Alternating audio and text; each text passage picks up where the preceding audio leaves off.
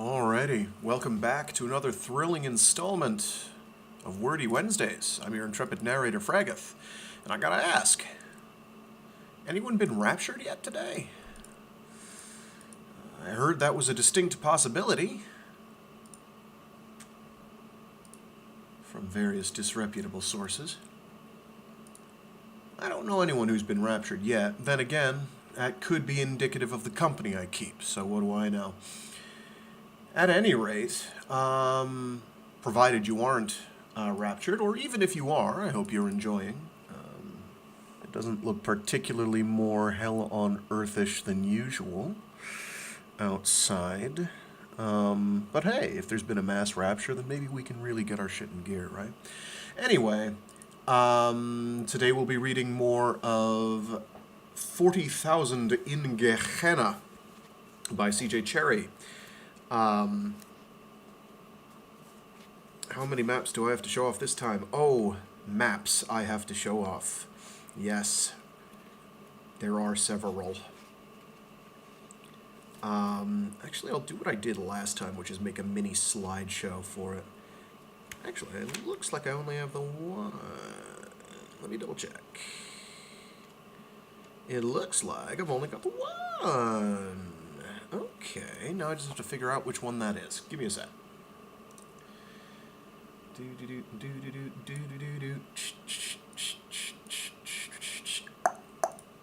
Come on. Thank you. Okay, that's probably down around here, right? CR178. What are you? 447. Okay, give me a sec to get this set up. Let me eradicate all those. Zip, zap, zowie, zoom. Well, it's not going to let me select them all. That's annoying. That's okay. And what was I using for this again?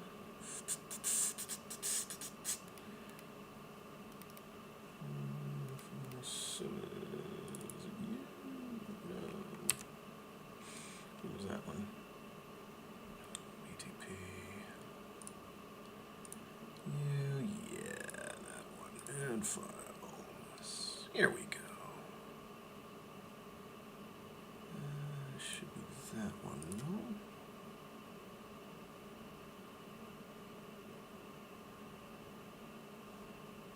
Yee. And the one right after it. Okay. Good for now. Whoops. No, we're not. We'll get that up and running in a sec. Anyway, last time on 40,000 in Gehenna,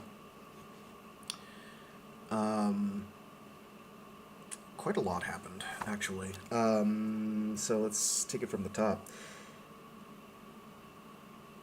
So the colony that has been left behind by Union and most all, really, of the born men have died off.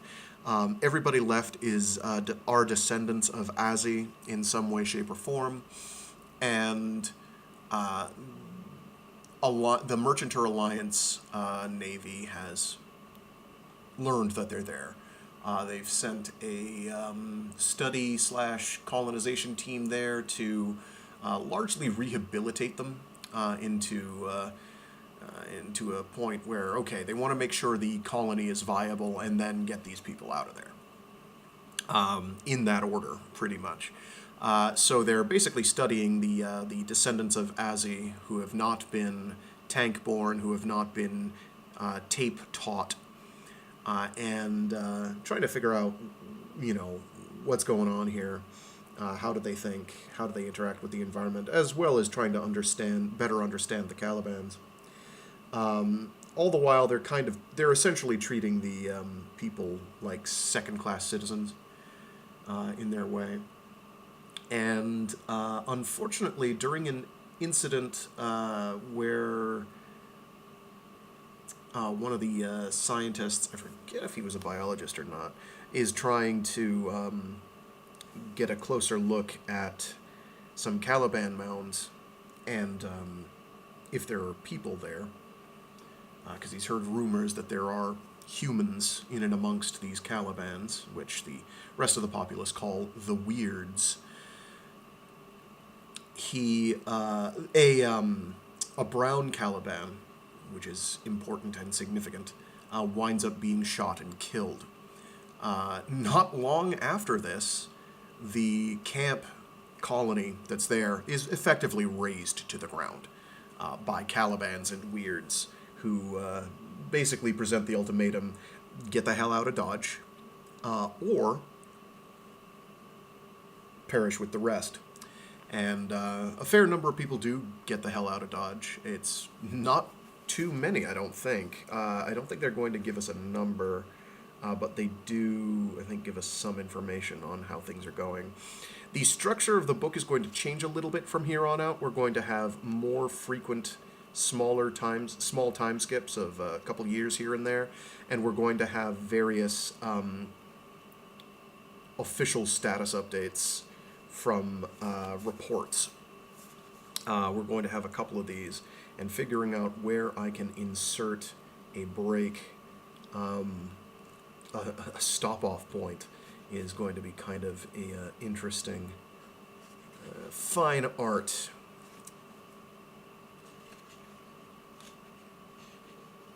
I think I've got a pretty reasonable one here.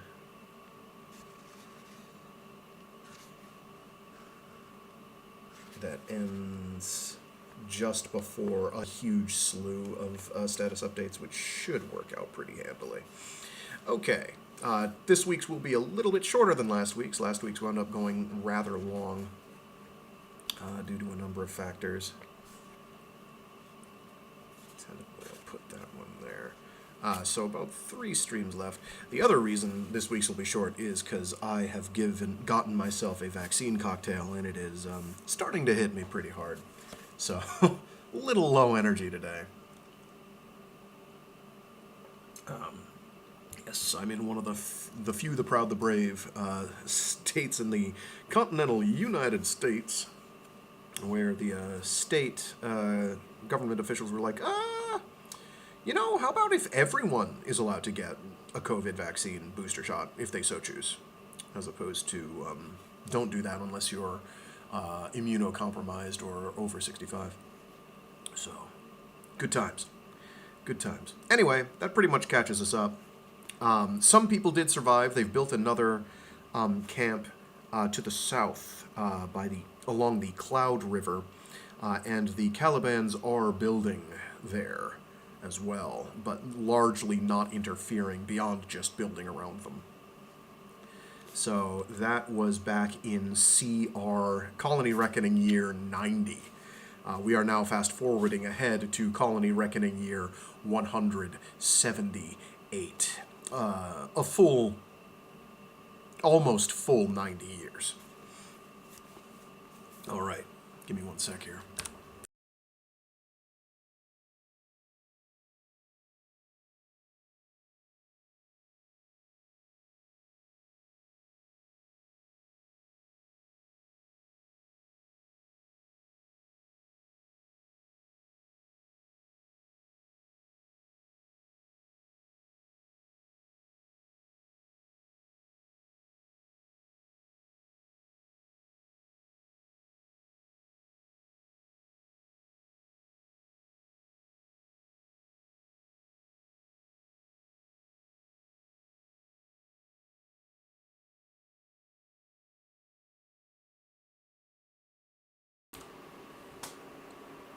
Part 7. Eli. Eli? E-L-A-I, Eli.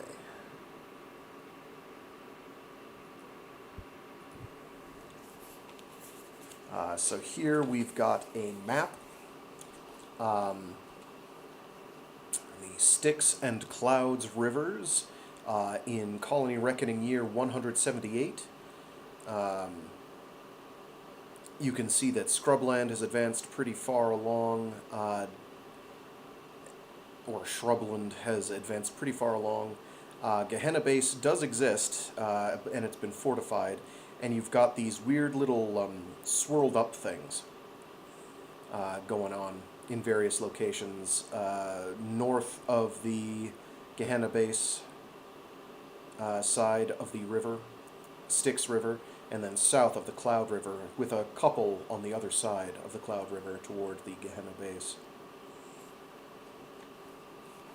We've got a family tree here, a genealogy of the Jinn and Pia family. Let's see, where did we last have one? I think we had one back in Jinn 8, rather. Yeah. So Jinn 8 died in colony year 162. Just realized my voice is not being picked up by the mic very well. My apologies. Colony year 162. Jinn 8, who goes into the mounds, died in 162. Cloud 2 died in 87, which I think we already knew.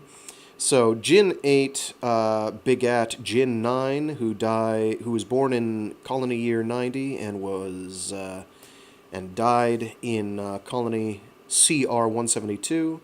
He begat Jinn 10, who was born in CR 124. He lives Styx-side.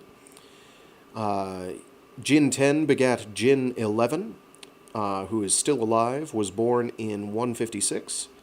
And Jinn 11 begat Jinn 12, who was born in year 170. So Cloud 2 begat 2 pairings. One is Pia Flanahan, who was born in colony year 74. Died in colony year 130. She married Dean, who was born in colony year 62 and lived until colony year 130. They begat Ellie,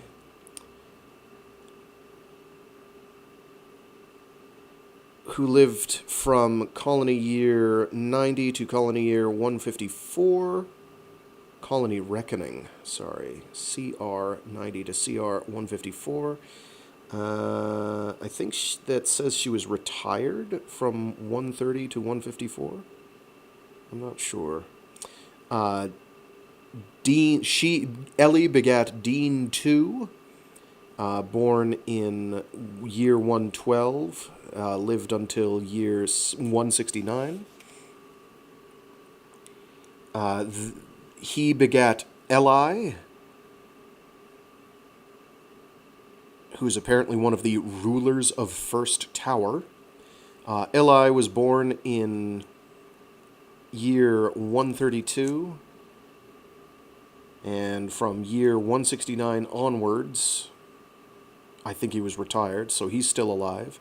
Eli begat Eli, who was born in year 153, and Eli, with 2 L's, begat Eli. Eli with 1 L, who was born in year 178. So, on the other side of Cloud 2's progeny, we have Cloud 3, who married Dal. Cloud 3, who talks to Pia, married Dal. Dal was born in year 61 and lived till year 111. Cloud 3 was born in 62, died in 128. They begat Cloud's Tam and apparently other towers. Cloud's Tam lived from year 81 to year 200. Cloud's Tam begat Cloud, who lived from year 94 to year 168. So these are all people in the Cloud River settlement now. Cloud begat Cloud, who was born in year 114 and lived until year 159. Now, Cloud begat Cloud, who lived from year 134 to 162. But Cloud also begat Taim, who was born in year 135 and is still kicking. It appears they retired to the new tower. So Cloud, son of Cloud, daughter, begat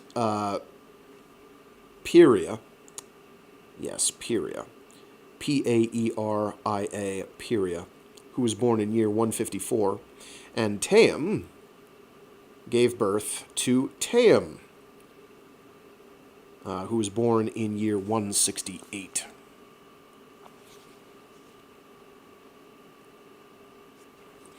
You can look at the cover art there, or the imagery there that I have posted. That should help. All right, now we can actually move on to reading the text. Chapter 1, 178 Colony Reckoning, Day 2, Cloud River Settlement. She was born into a world of towers, in the tallest of the 12 towers on the sandy cloud, and the word went out by crier to the waiters below, huddled in their cloaks in a winter wind, that Eli had an heir, and the line went on. Eli she was, in the new and simpler mode her mother had decreed. Eli, daughter of the heir to the 12 towers, and granddaughter of the eldest herself, and her mother's, when her grandmother laid her red and squalling in her arms, clutched her with a tenderness rare in Eli's daughter. Eli's daughter. A kind of triumph after the first stillborn son. Wrong emphasis there. Let's try that again. Eli she was, in the new and simpler mode her mother had decreed. Eli, daughter of the heir to the 12 towers, and granddaughter of the eldest herself, and her mother, when her grandmother laid her red and squalling in her arms, clutched her with a tenderness rare in Eli's daughter. A kind of triumph after the first stillborn son.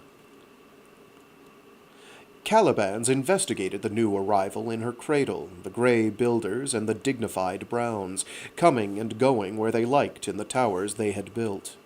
And Ariel laid a stone in the cradle for sun warmth, as she did for her own eggs, of which she had a clutch nearby.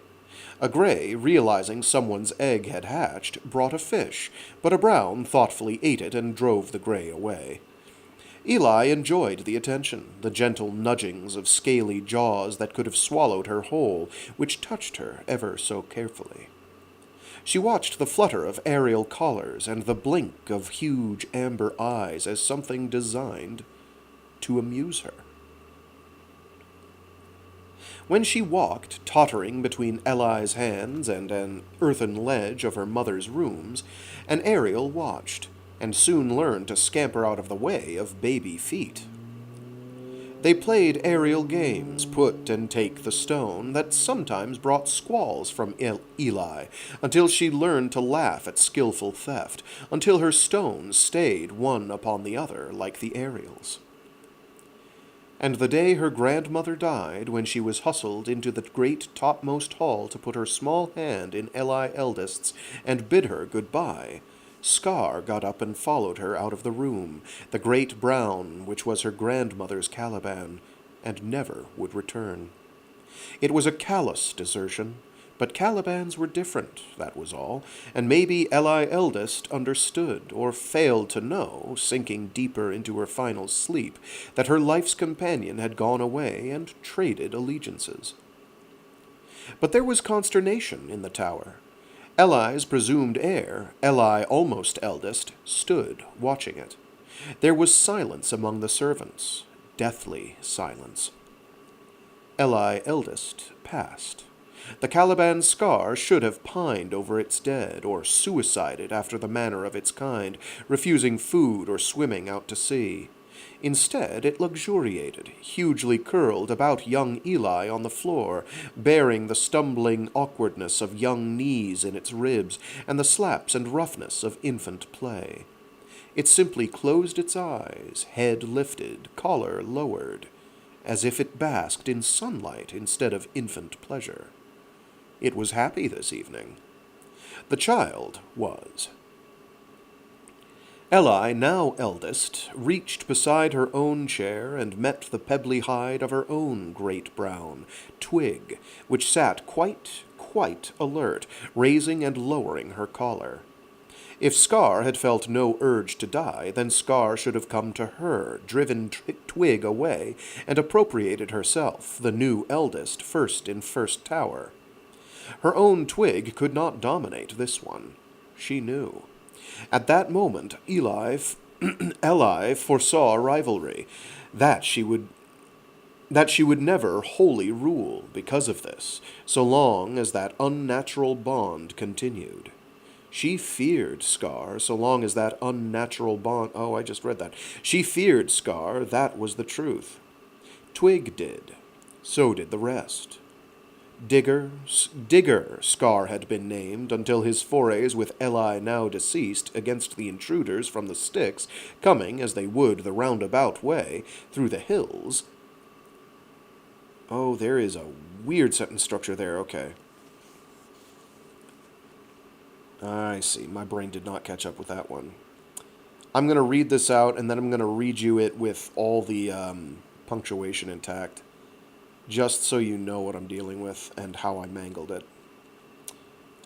Digger, Scar had been named until his forays with Eli now deceased against the intruders from the sticks, coming as they would the roundabout way, through the hills. Then he had taken that raking cut that marked his ribs and renamed him.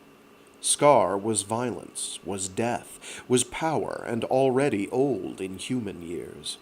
And he might at this moment drive Twig away as an inconsequence.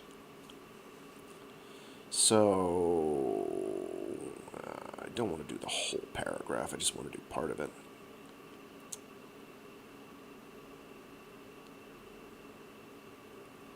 Yeah, here we go. This is where it gets kind of baffling. So here we go. I'm going to read it with punctuation intact so you understand what my good friend C.J. Cherryh, metaphorical friend C.J. Cherryh, is on about. What her writing style is often like. At that moment, Eli foresaw rival. Oh, okay, that's not where I wanted to start. I wanted to start the sentence before.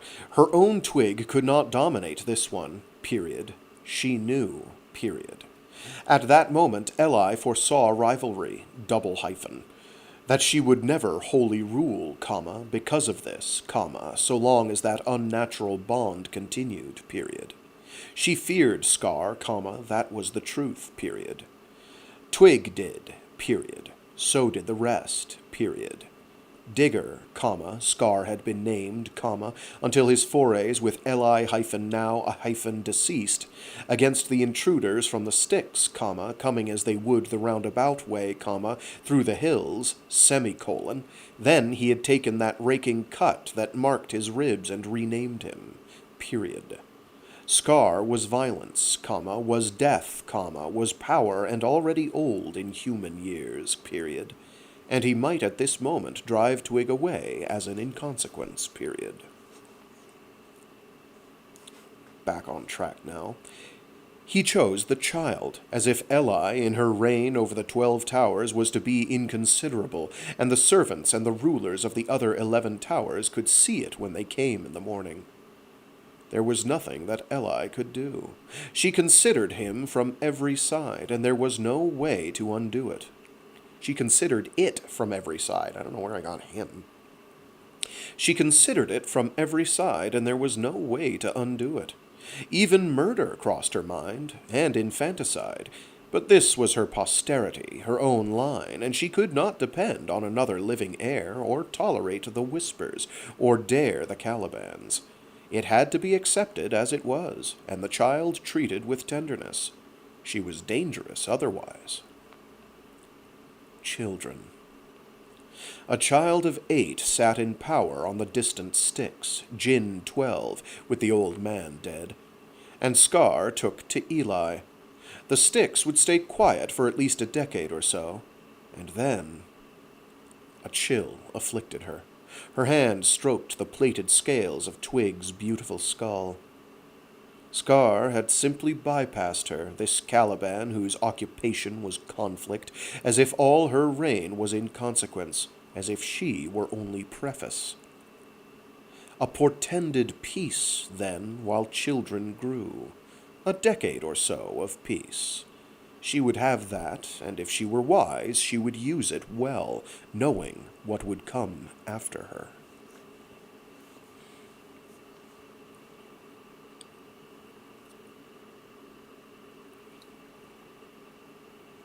Chapter 2. 184 Colony Reckoning, Day 5. General Report, Gehenna Base to Alliance Headquarters.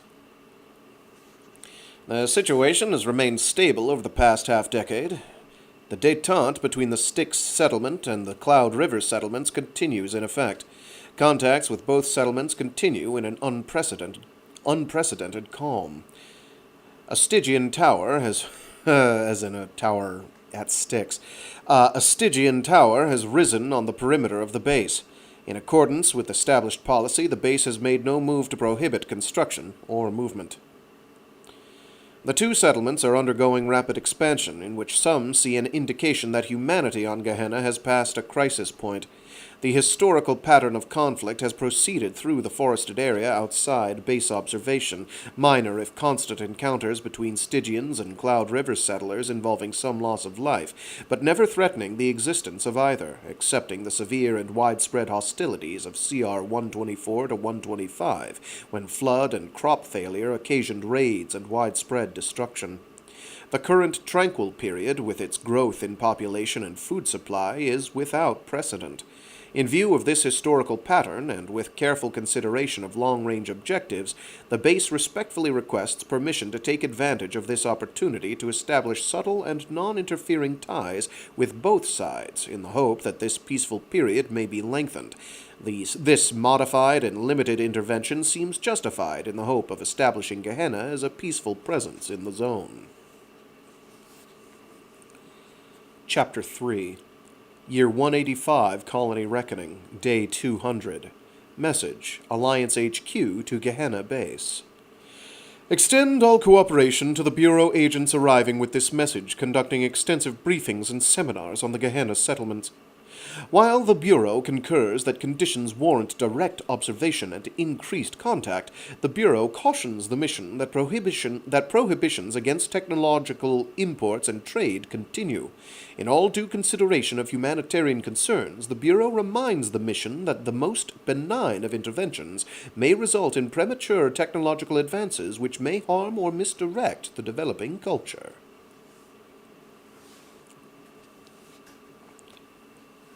Chapter 4. 185 CR, Day 201. Gehenna Base, Staff Meeting. Meaning they're more interested in the Calibans than in human life, Security said glumly. In the totality, the director said. In the whole. They want it preserved for study. We could haul the Gehennans in by force, the director said, and hunt them wherever they exist, and feed them tape until they're model citizens. But what would they choose, And how many Calibans would we have to kill, and what would we do to life here? Imagine it, a world where every free human's in hiding, and we've dismantled the whole economic system. We could do better for them than watch them. Could we? It's an old debate. The point is, we don't know what we'd be doing. We take it slow. You newcomers, you'll learn why. They're different. You'll learn that, too. There were guarded looks down the table, sensitive Outworlder faces. Different, on Gehenna, the director said, isn't a case of prejudice. It's a fact of life. We've studied the culture, the incoming mission chief said. We understand the strictures. We're here to review them. Different, the director said again, in ways you won't understand by reading papers or getting tape. The Bureau appreciates the facts behind the designation. Union is interested. Surveillance is being tightened for that reason. The quarantine makes them nervous. They wonder. Doubtless they wonder. Perhaps they've begun to have apprehensions of something beyond their intentions here. There will be negotiations. We'll be making recommendations in that regard, too. This difference will have its bearing on policy. Union back on Gehenna? That won't be within our recommendations. Release of data is another matter. A botched alien contact happening in some other Union recklessness might not limit its effects so conveniently to a single world. Release of the data is a possibility. Educating Union to what they did here. There were frowns. The director's was deepest. Our concern is human life here. Now, our reason for the request. We understand your reasons. We have to do something with this generation, or this settlement may take abrupt new directions. Fears for your own security? No, for what this is becoming. The difference you noted. The difference you noted. There's no time, the director said, that I can see any assimilation of Gehenna into Alliance without the inclusion of humans who think at an angle. I'm going to retry this entire speech. There's no time, the director said, that I can see any assimilation.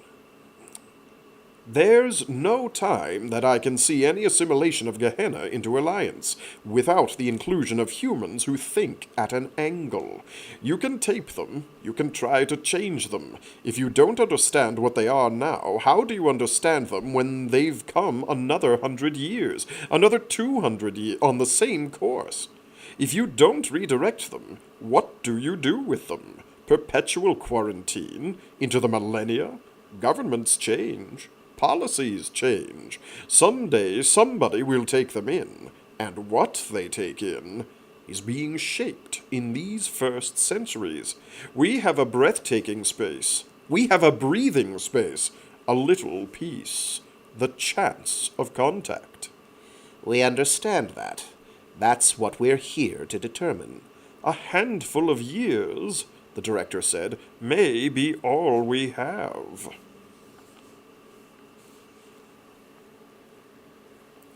Chapter 5 188 Colony Reckoning. Day 178. Cloud River Settlement. There was land across the saltwater, and Eli dreamed of it, a pair of peaks lying hazily across the sea. "What's there?" she had asked Eli eldest.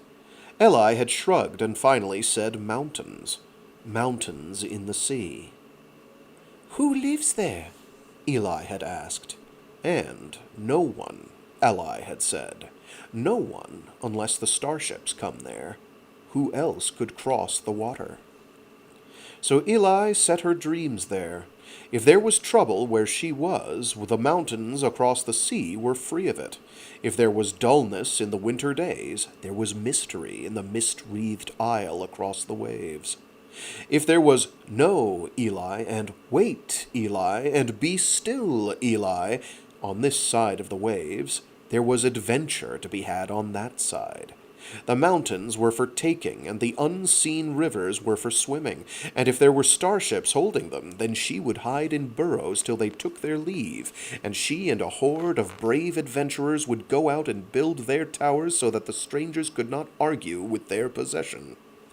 Eli's land it would be, and she would send to her mother and her cousin Pia. Yes, it's Pia. Of course it's Pia. Because they've had mimetic mutation, or syntactic mutation, grammatical mutation. It's Pia spelled P-A-E-I-A. Pia. Oh, that's good. Every now and again, the brilliance of the author comes through. And she would send to her mother and her cousin Pia, offering them the chance to come if they would mind her rules. The Sticksiders could never reach them there. The rivers there would never flood, and the crops would never fail, and behind those mountains would be other mountains to be taken, one after the other. Forever and forever. She made canopies for passengers on her most elaborate constructions, and did straw dolls to ride, and put on pebbles for supplies and put them out to sea. But the surge toppled the stones and swept off the dolls, and the raft came back again, so she made sides so the passengers should stay, carved her rafts with a precious bone knife old Dal had made her, and set them out with greater success. If she had had a great axe, such as the woodcutters used, then she might build a real one. So she reckoned.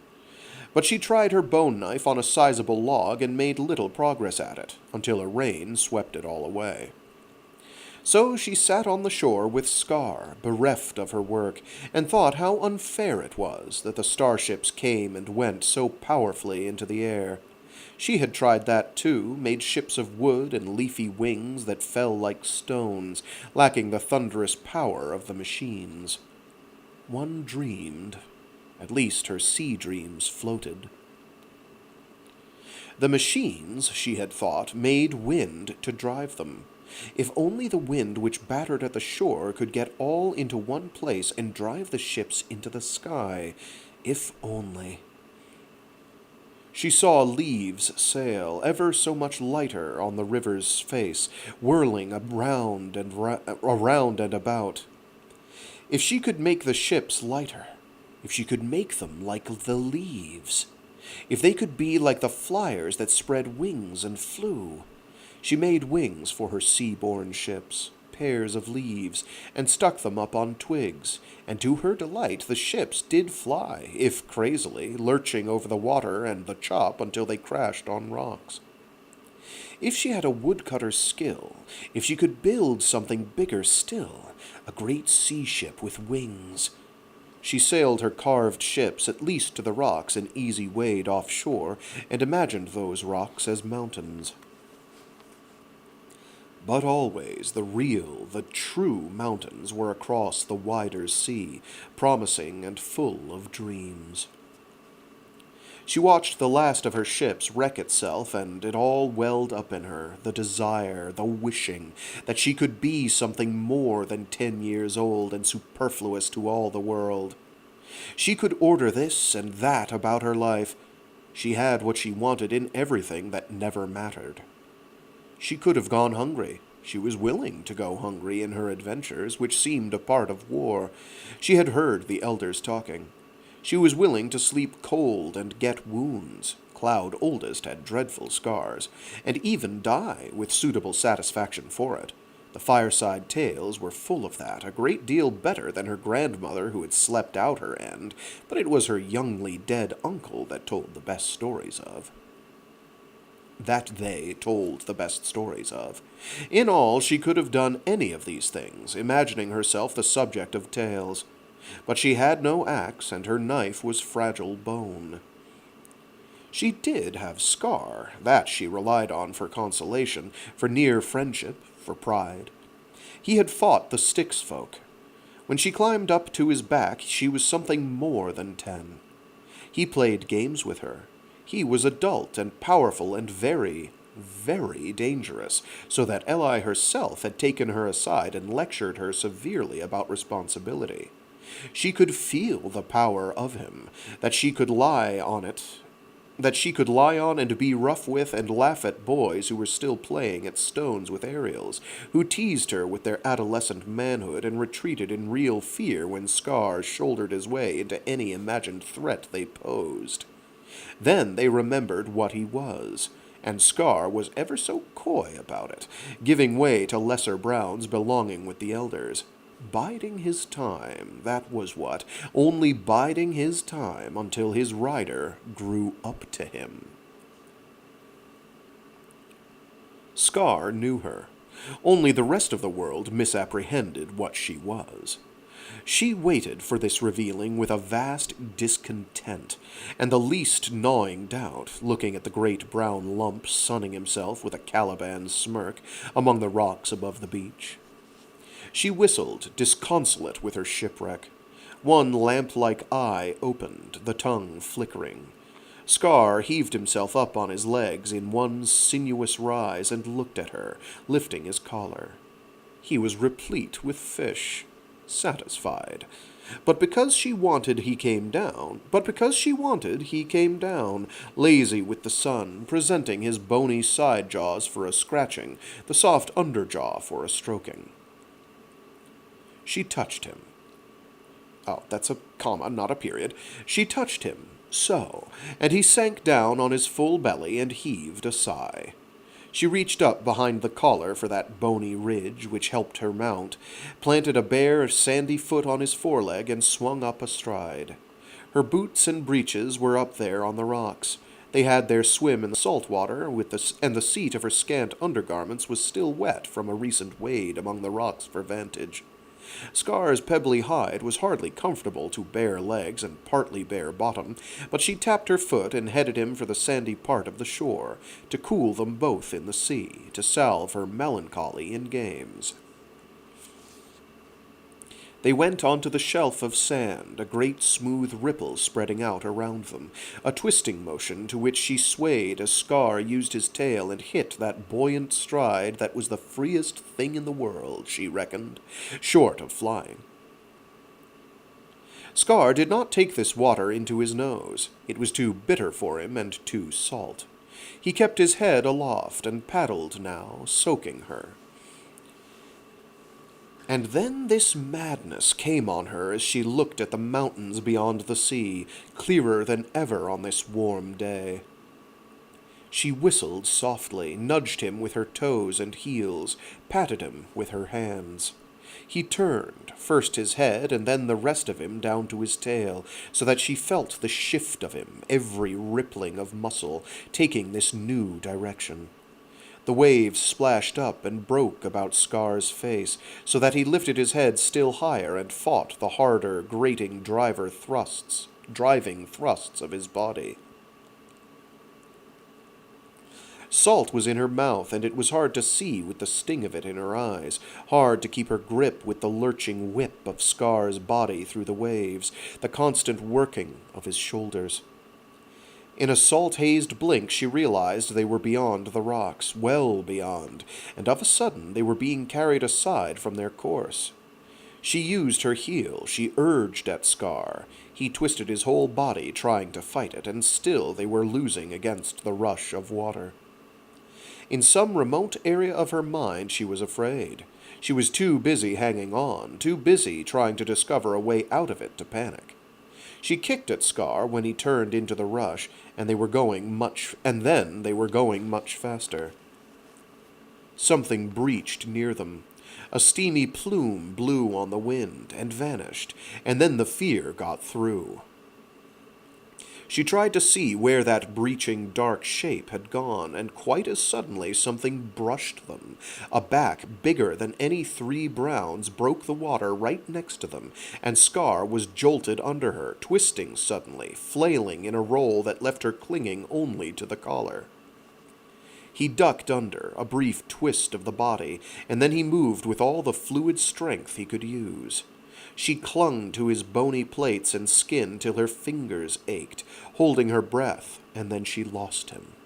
She launched out on her own in sure, desperate strokes, looking for the surface, blind, and knowing there was something else nearby, something that might take half her body in a gulp, and the moving water resisted her strokes, wanting to pull her down.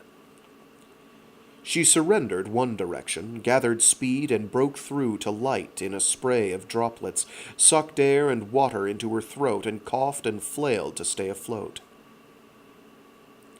She felt the contact coming under the surface, a shock of water, a numbing blow against her legs.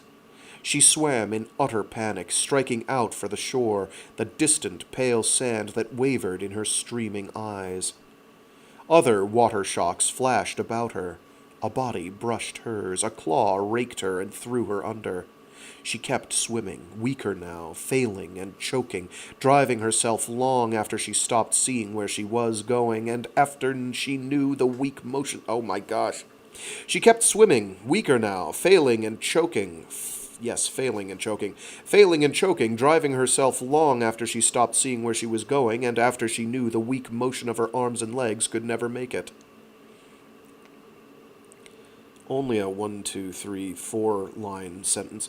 Then her knees hit sand, and she hurled herself a lung-racking length further, sprawled on the shelf in shallow water, sucking air in great gulps and with her arms threatening to collapse and drown her in the shallows. "Scar!" she managed to call, and struck the water with her palm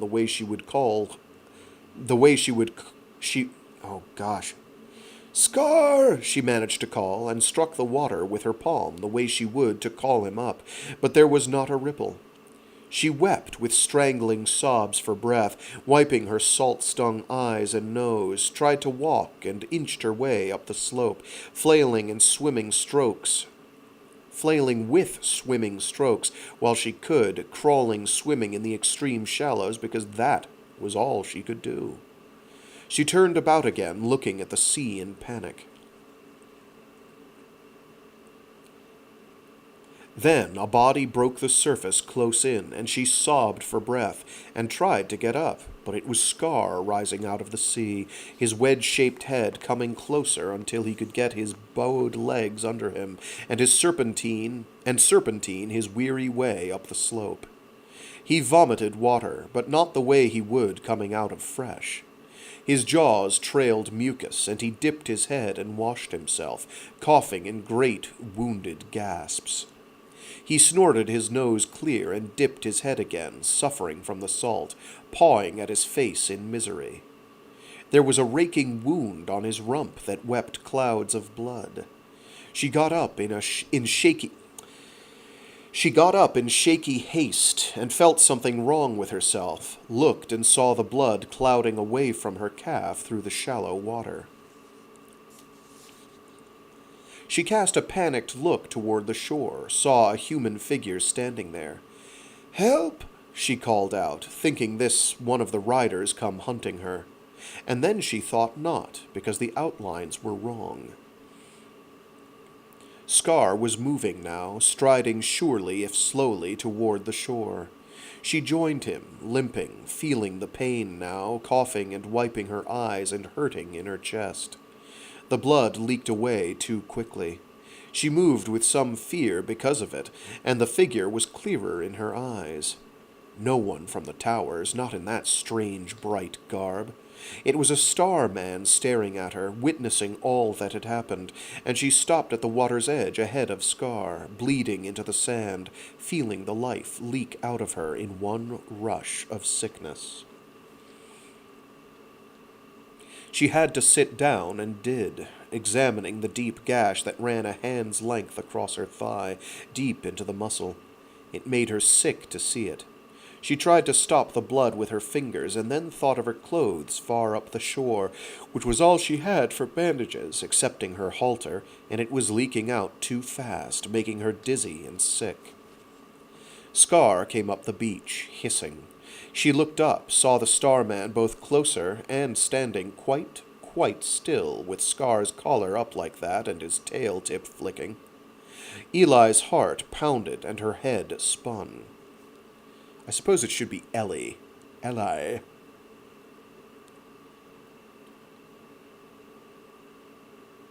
I'm going to go with Eli. Eli's heart pounded and her head spun.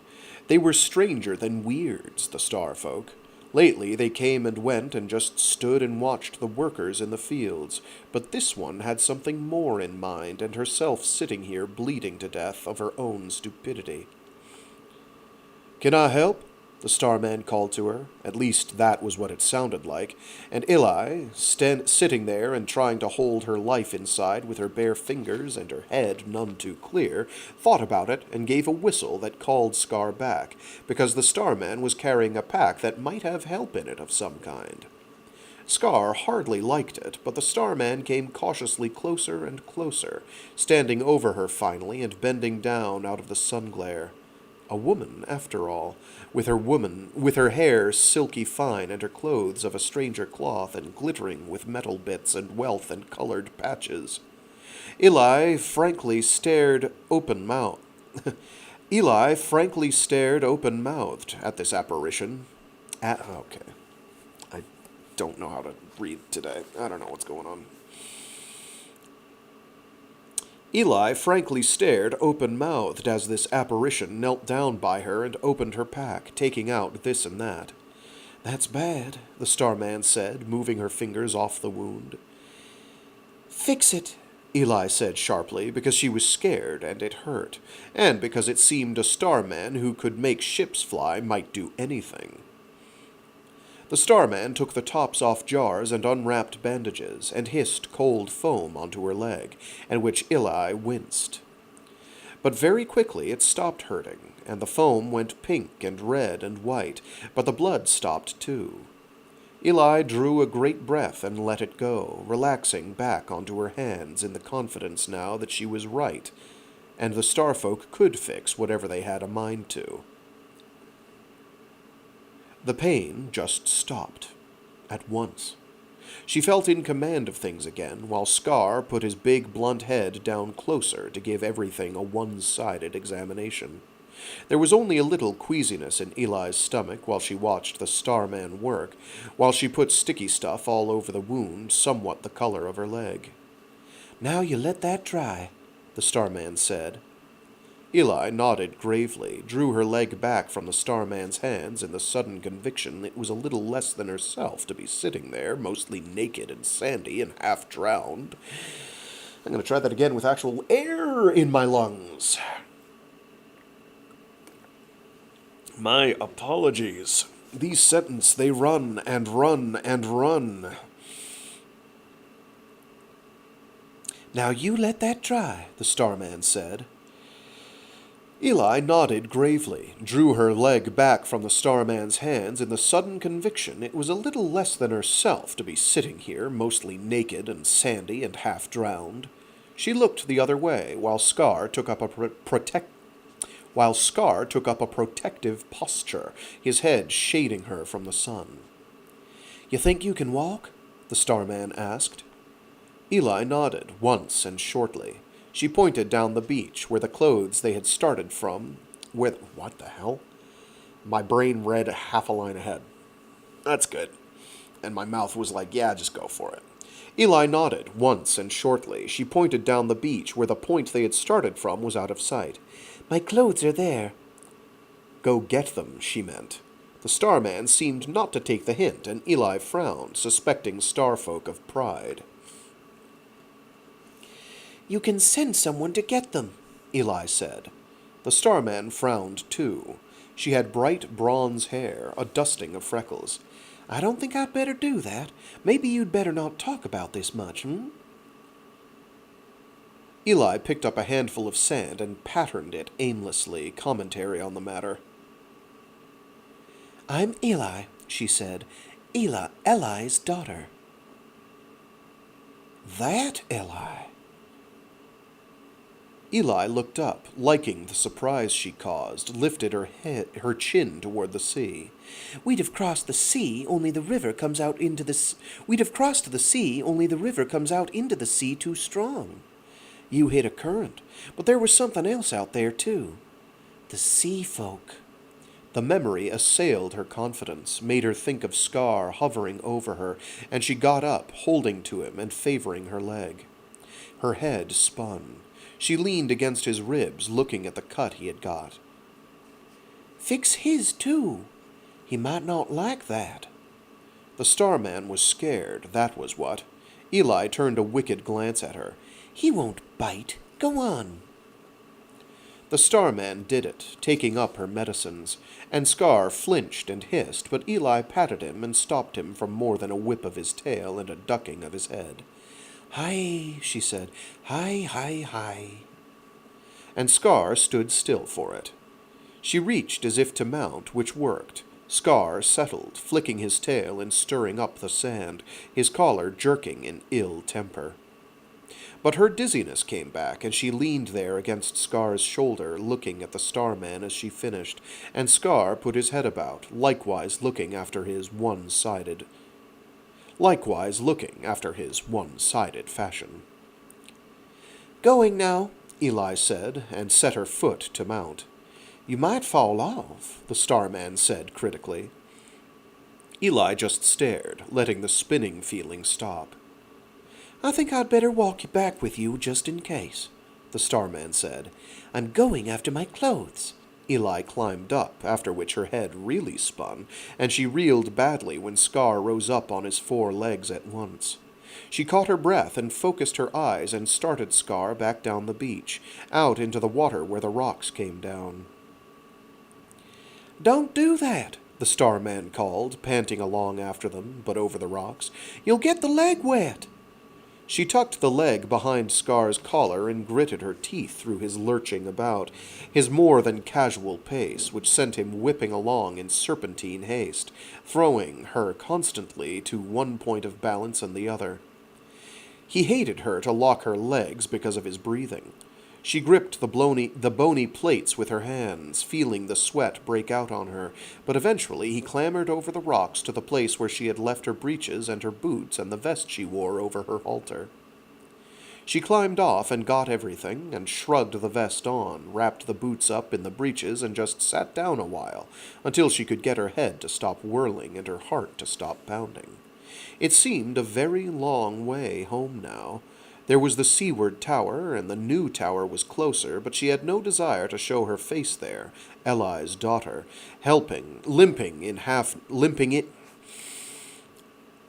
There was the seaward tower, and the new tower was closer, but she had no desire to show her face there, Eli's daughter, limping in half naked and half-minded, and not able to get her breeches on. She hauled herself up again and clutched her bundle to her as she crawled up and over Scar's shoulder to set herself on his neck. He was patient now, understanding she was in trouble. He came up gently and searched back and forth for the easy ways up the slope, and meanwhile she held onto her clothes and onto him and let the sky and grass and distant view of nearer two towers the nearer two towers pass in a giddy haze. Suddenly there was a thumping and a panting, and the Starman came jogging to catch up with them from the side, having found her way up off the beach and onto the grassy flats. Scar looked askance at that. Eli tapped her bare toes at him and soothed him with her hand, blinked hazily as the Starman caught up and strode along with them, jogging sometimes to stay even. "What do you want?" Eli asked. "To get you home, to see you don't fall off." This between gasps. She slowed Scar down. The Starman plodded along with her pack, breathing hard and coughing. "My name's Eli," Eli said again, pointedly. "You said that." "Eli," she repeated, scowling at the rudeness of this concerned stranger. "McGee," the Starman said, whether duly reprimanded or only then figuring out what was due. "I really don't want to make a stir about this, understand? I'll just see you get where you're going. What were you doing swimming out there?" Eli considered sullenly. It was her dream, which she had never talked about to anyone, a private thing which had gone badly, humiliatingly wrong. "I watched you," McGee said. "You chase one of your rafts out? Your river in the sea could just about drown you here." Eli lifted her head. "There was the sea-goer out there. That was what stopped us, not the river. A little outmatched, weren't you?" She was not sure, but it sounded insulting. "They're big." "I know they're big. They have teeth, you know that?" "Scar has teeth." "Not like those." "Where did you see one?" McGee's face took on a careful look. "Just say I know, Next boat you lose, you let it go." "Boat. Raft. Ship," Eli concluded and frowned. "You fly, McGee?" McGee shrugged. "How do you catch the wind?" Eli asked, suddenly on that track, with a Starman at hand and answering questions. "How do you get the wind to blow the ship up?" She thought she might get answered. There was of a sudden such a look in this McGee's pale eyes. "Maybe you'll figure that out someday," McGee said, "when you're grown." There was a sullen, nasty silence. Eli gnawed on it, and her leg was hurting again. She ignored it, adding it up in her mind that the Starman medicine was fallible, like starmen. "Your ships ever fall down?" "I never saw one do it," McGee said. "I don't hope to." "If my ships had the wind," Eli said, "they could go anywhere." "They're quite good," McGee said. "Who taught you?" "I taught me." "I'll bet not. I'll bet someone taught you." "I don't tell lies." "I guess you don't," McGee said after a moment of looking up at her as she walked along at Scar's side. "They're good ships." "Your medicine doesn't work," Eli said. "It hurts." "It's going to if you keep hanging that leg down like that." "I haven't got anywhere else to put it, have I?" "I guess you haven't, but it's going to hurt until you can lie down and get it level." "Huh," Eli said, frowning because she really wished the Starmen could do something. But she was mollified about the ships. Proud, even. A Starman called them fine. "How did you know about the river?" "The word is current, like in the river. The sea has them, really strong ones." Eli stored that away in her mind. "What makes them?"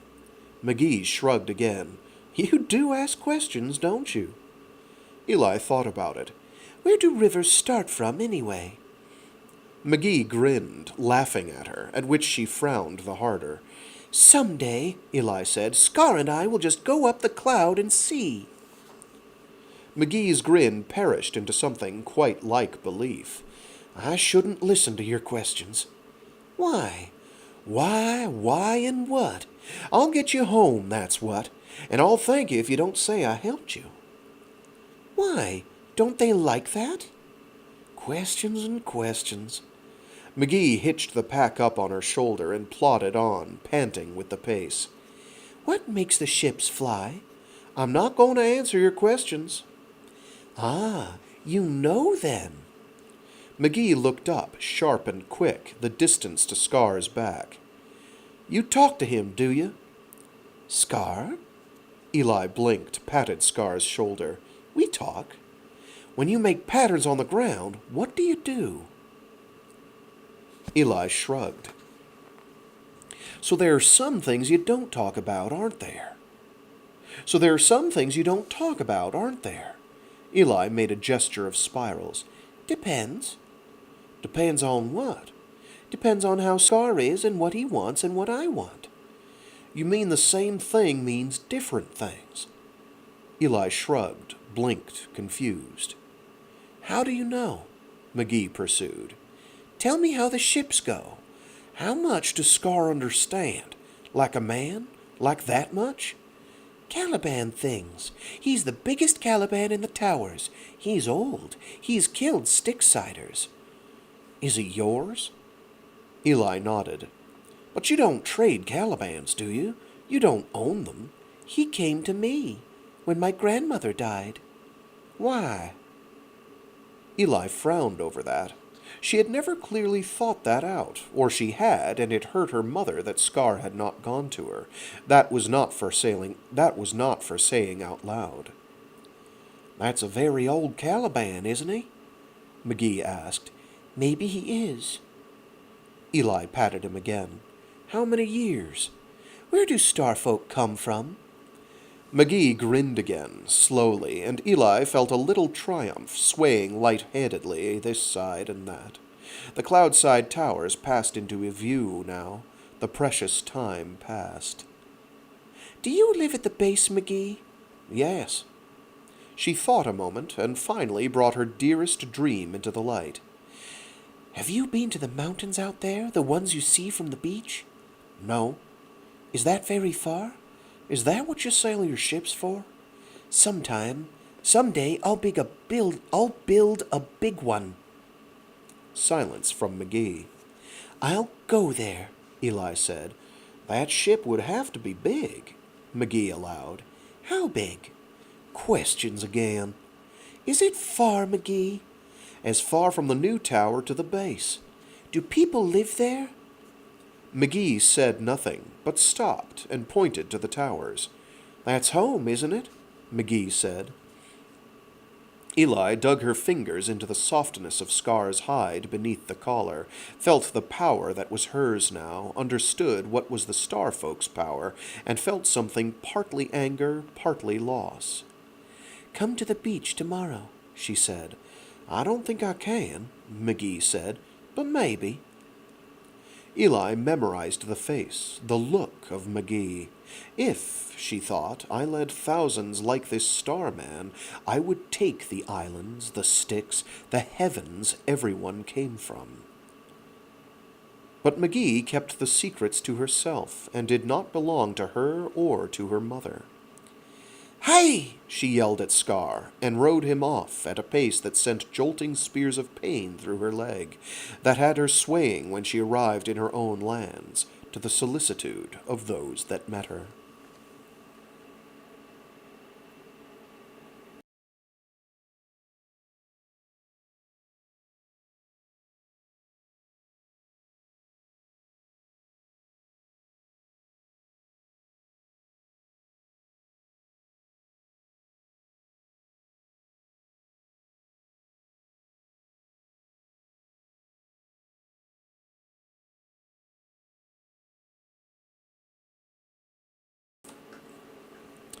Chapter 6 188 CR, Day 178. Memo, Office of the Director to Staff Member Elizabeth McGee. Appreciating potential difficulties, the Director nevertheless considers this a prime opportunity for further study. Chapter 7 The Cloud Towers. Eli lay fitfully that night, with weirds to soothe Scar in his restlessness, with a fire bowl boiling water for compresses they laid on her leg. Figures moved like nightmares about her, and Scar fretted and hissed, not trusting any of them. Even her mother came, asking coldly after her safety, questioning her what had happened. "Nothing," she said. Eli scowled at that, but Eli's twig came no further than the outer passage of her room, fretting and hissing on her own. The temperature of the situation rose steadily so that, "See to her mother snapped at those who tried, and went away, collecting twig and getting no answers. It was like that the next day and the next. The leg bothered her, and the small rides she could take in days after turned up no sign of the starfolk. No McGee, no answers, nothing. She sat on Scar's shoulders and stared out to sea, or at the river, or vented her moodishness on the weirds, who said nothing and only did those services for Scar she was too tired to do. And then one day McGee was there, on the beach, watching her. "McGee," Eli said, riding up to her, trying not to sound as if it mattered. She slid down from Scar, trying not to limp, but she did. "How's that leg?" McGee asked. "Oh, not so bad." It was not what she wanted to discuss with McGee. It was the world that mattered, and every question in it. Eli sat and patterned idly while she asked and answered. She got very little, but that little she stored away, building and building. "Help me make a ship," she asked McGee. But McGee smiled and said no. That was always the way of it. And the days passed. Sometimes McGee was there, and sometimes not. And then, day after bitter day, McGee was not there at all. She rode Scar as far as the wire, a great long distance, and slid down at the gate through which starfolk came and went, in sight of a Styx tower in the far distance, which reminded her that there were those who rivaled the cloud towers to gain star-brought secrets. "I want to see McGee," she said to the guard at the gate, and all the while she was comparing the cloud towers and this place, and thinking how strong and disturbingly regular it was. On the other side of the wire, ships landed, and she hoped to see one, looking beyond the guard without seeming to stare, but there was none. The guard wrote on a paper, at which performance Eli could not help but wonder. He sent his companion inside with that message, and she must stand and wait, trying in her discomfiture to talk to the guard, who looked down at her through the wire, who talked to her in a strange accent worse than McGee's, and who made little of her, as if she was a child. "My name's Eli," she said, pointing loftily back toward the towers, "from First Tower." The guard refused to be impressed. Her face burned. "Tell McGee to hurry," she said, but the man stood where he was. Eventually, the message came back, and the guard waved his hand at her, dismissing her. "The director says no," the guard said. Eli mounted Scar and rode away. She had surrendered enough of her dignity, and it hurt. It hurt enough that she cried on the way home, but she was dry-eyed and temperful when she came among her own, and never admitted where she had been, not to all the anxious questions. Chapter 8. Memo. Base Director to Staff Member Elizabeth McGee. Commends you for excellent observations and requests you write up your reports in detail for transmission and publication. The Director feels that further investigation should extend in other directions and requests you hold yourself ready. Memo. E. McGee to Base Director in the offices of Gehenna Base. The Sticksiders have turned reluctant for contact. Genley's report on my desk indicates a team member suffered injury as the team retreated from a Caliban within the permitted zone of observation. The team is anxious to return to the Sticks. I would discourage this while the Calibans show reluctance. Report. R. Genley to Base Director transmitted from field. Dr. McGee is overcautious. The incident involved a sprained wrist as the team cleared the immediate vicinity of a Caliban engaged in mound building. No Sticksider was present. Message. E. McGee to R. Genley copy to Base Director. The cooperation between Calibans and humans is close enough to warrant alarm at this attack. Message. R. Genley to Base Director transmitted from field. I do not agree with Dr. McGee's hypothesis. We are under observation by Sticksiders. Retreat now would give an impression of fear. I object to McGee's treatment of the data we transmit. Base Director to R. Genley in field. Continue with caution. Measured risk seems justified. Memo. E. McGee to Base Director. I'm applying for a return to the field. We are losing an opportunity. We already have sufficient observations of Calibans. Genley's approach is producing no useful results. We should use the approaches we do have on the cloud and draw the Sticks into contact on their own initiative. The Sticks is not peaceful. This very silence is a danger signal. I am sending another personal advisement to Genley. All others have been disregarded. I am concerned. I urge the board to act quickly to recall this mission before some serious incident occurs. Message. E. McGee to R. Genley. Pull back. Conduct your investigations on this side. The Caliban's mound building is the equivalent of a wall. They are telling you you are not wanted there. Message. R. Genley to Base Director. I have received another communication from Dr. McGee. Her theories are based on communication with a single minor child, and earnest as I am sure her concern is, and not based on any eagerness to advance her own studies, I do not feel that her theories, preliminary as they are, and drawn from such a source, ought to become the official standard for dealing with this culture. Independent assessment and cross-check of observations is essential to the mission. Dr. McGee is making a basic error in applying her Cloud River study to the Sticks. She assumes that the development here is the same, when by all evidence of dwelling patterns it is not. I am frankly concerned that the board has assigned Dr. McGee to the writing of reports based on my data. I would like to see these before they are sent. Message. E. McGee to R. Genley, transmitted from base. You are committing a basic error in the assumption that Calibans do not themselves constitute a single culture which lies at the foundations of both Cloud and Sticks. As for the reports, be assured that they will be written up with more professionalism than your suggestion contained. Message. Base Director to R. Genley in the field. The board will make assignments by its own consensus. The board has every confidence in Dr. McGee. Memo. Base Director to E. McGee.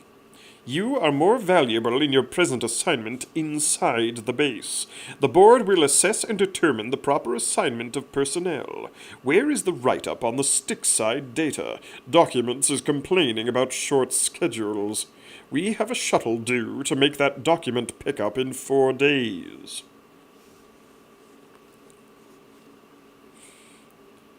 Chapter 9. The Cloud Towers. She designed ships in her mind, great ones, which she intended to build when she was in Eli's place. She gave orders to the Weirds and experimented with her stick and leaf flyers off the very top of the first tower. Her tiny constructions wrecked themselves at the base of the tower, and some of the fishers had the bad grace to laugh while Eli looked at her askance, not reprimanding her. Eli never reprimanded her in things that might do her harm. Her mother hoped, Eli thought obscurely, for accidents, to her person or to her pride. Sometimes she caught her mother with that look in her eyes, like Twig, bluffing and blustering and making way for Scar because Scar had the power and all the world knew it.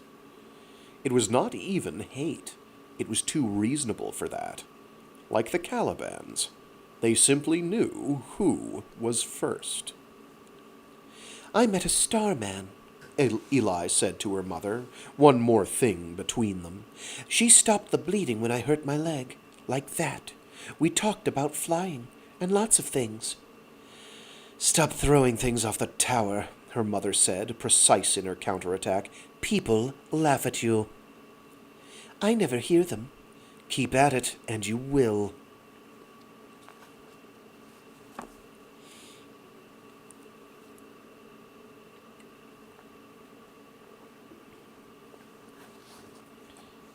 Chapter 10. Year 188, Colony Reckoning.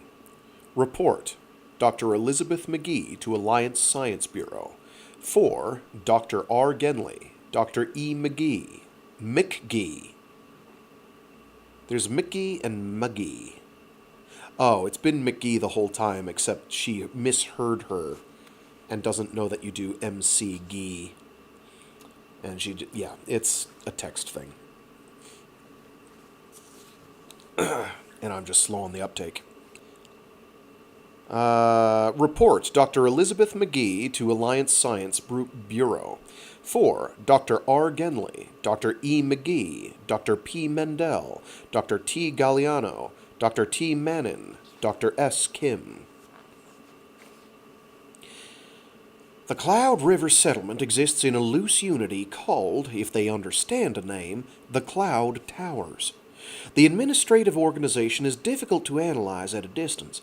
Each of the 12 cloud towers seems to have its hereditary ruler, male or female, with no clearly observed pattern of allegiances, while the first tower seems to have the right to call up all the population in defense or attack, after what, if any, co-deliberation is unclear, in their more or less perpetual distrust of the Styx dwellers. Presumably, one Eli daughter of Eli, who seems to have no official title, has the hereditary right to give orders in the largest and oldest of the towers, which gives her, by extension, the right to give orders, the language of my informant, to rulers of other towers, in some but not all situations, and to individuals of her tower and other towers, but not in all situations. If this seems confusing, it seems to reflect a power structure generally controlled by seniority, heredity, lines of descent, and traditions and divisions of responsibility which are generally understood by the community, but which may not be codified or clearly worked out. Another source of confusion may be the level of understanding of my informant, due to her youth, but to my observation, this youth understands the system far better than she is willing or able to communicate. By far, the largest number of individuals in the cloud towers are fishers or farmers, most of the latter operating in cooperatives, although again, this system seems to vary from tower to tower in a fashion which suggests a loose amalgamation or federation of independent traditions of rule. Concerning the fisheries, the fishing technique seems to involve the Calibans, who do the fishing in partnership with the humans who derive the benefit. Generally, the gray Calibans fish, although some browns do so. There is trade among the towers in the form of barter. Another Caliban-human cooperation exists in construction. Evidently, the Calibans rear the towers, and humans do the modifications or supervise the modifications. Both humans and Calibans of all types inhabit the towers, including also the aerials. A typical tower population includes the underground shelters of fishers and farmers and artisans who may, however, live in subterranean shelters skirting the towers or as part of the spiral which culminates at the crest. There seems to be as much of a tower extended underground and round about as in the tower. Oh gosh, did I skip a line? Let's try this sucker again. A typical tower population includes the underground shelters of fishers and farmers and artisans who may, however, live in subterranean shelters skirting the towers or as part of the spiral which culminates at the crest. There seems to be as much of a tower extended underground and round about as in the tower structure itself. The inhabitants of each upper tower seem to be the ruler, the elders, a number of riders, persons of some hereditary importance, a number of Calibans who come and go at will, and another class about which I have been able to gather only limited information, which seems linked to the care of the Calibans. Eli herself, the girl has an amazing precocity. She's precocious. The girl has an amazing precocity. There were times that I wondered whether she derived some of her inquisitiveness and above all her use of forms and techniques more advanced than what is practiced elsewhere from some record or restricted educational system to which she might have access as Eli's heir. But I have watched her approach a new situation and discover an answer with a facility that makes me believe completely that this precocity is genuine. I confess to a certain awe of this 10-year-old. I think of a young Da Vinci and an Eratosthenes, a naive talent perhaps tragically limited by Gehenna. And then I recall that this is the heir who may live to direct the cloud towers. Concerning Dr. R. Genley's attached photographic analysis of the towers of the Sticksiders, the 12 towers of the cloud may offer some useful comparison. The cloud towers, considering the two anomalous seaward towers as a village unto themselves, partially separated in politics, seem by the description of my informant to be comparable to a polis, an urban center in which there is much interaction among the towers. The Styx towers, each surrounded by tracts of cultivated land, are, at least in situation, reminiscent of feudal castles, while the cloud towers seem to maintain both a system of small gardens within their group and wide grain fields surrounding the towers as a whole. When I asked my informant who works in the fields, she said farmers work there, but everyone works at harvest. I asked my informant why the towers do not suffer in the rainy season. She said that there is always damage, but indicated, as we have observed in the construction of the Styx Tower, that the walls are composed not only of earth, but of rock and timber and kiln-fired tile. In spite of her age, she seemed certain of her observation, and indicated that repair and building are a constant activity carried on by gray Calibans as well as the human inhabitants, and that the aristocratic-seeming riders and the class she calls weirds do a great deal of this repair. I asked whether she was a rider. She answered that she was. "Does the heir work?" I asked. She laughed at the question and said that everyone had to work. In the matter of the new stick's construction, my informant offered the opinion, contrary to the reports of Doctors Genley and Kim, hereto appended, that the recent construction of the Stygian Tower near the base is less concerned with watching the base than with providing a staging area for further hostilities against the Cloud River. The power structures among the Stygians, as among the Cloudsiders, seem indistinct. Although the external observations of the long silence from the Styx, combined with the Cloud River informant's statements that the Styx ruler is young, seem to indicate a hereditary authority which may have been awaiting the majority of the young Stygian ruler. Precisely what manner of social organization or power structure is in effect during this period is therefore a guess.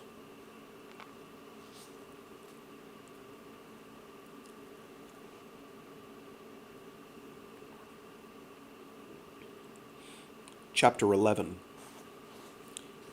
188 CR, Day 344. It had begun slowly, a tenderness about the wound, and that had been going on for weeks. Maybe, Eli thought, it was the cold. Old Cloud limped worse with his old wounds when it rained, and complained a great deal. But whenever she complained, it meant not going outside, and it meant having the nurses hovering about her, so she kept from limping. It was healing, she reckoned. By spring it would be well. A little discomfort was only natural. But the scar went red, and the place went hot, and finally she could not help but limp. So the nurses noticed, and they brought old Carroll to look at it, and Carroll got out his knives. They gave her bitterweed boiled up to kill the pain, but the tea made her sick at her stomach, and left her only doubly miserable. She clamped her jaws and never yelled, only a scant moaning, while old Carroll hunted away in the wound he had made, and the sweat went cold on her. "Let me go," she said to the riders who had come to help Carroll hold her still, and mostly they did, except when the knife went deep and the sweat broke out on her and she threw up. Carroll held up a bit of something like a small bone. Her mother, Eli, came to see. "See, folks, spine," Carroll said. "Left in the wound. Whoever wrapped that leg up never looked to see. Never should have left it that way." He laid the spine aside and went back to his digging with the knife. They gave her more tea, and she threw that up, too, the several times they gave it to her. Afterwards, her mother only looked at her as she lay limp and buried in blankets. Scar was somewhere down below, with Weirds to keep him quiet. Only Twig was in the room, and her mother just stood there staring at her, whatever went on behind her eyes, whether that her mother was thinking she was less threat now, whether she just despised the intelligence of the daughter she had birthed. "So your Starman knows everything," her mother said. Eli just stared back.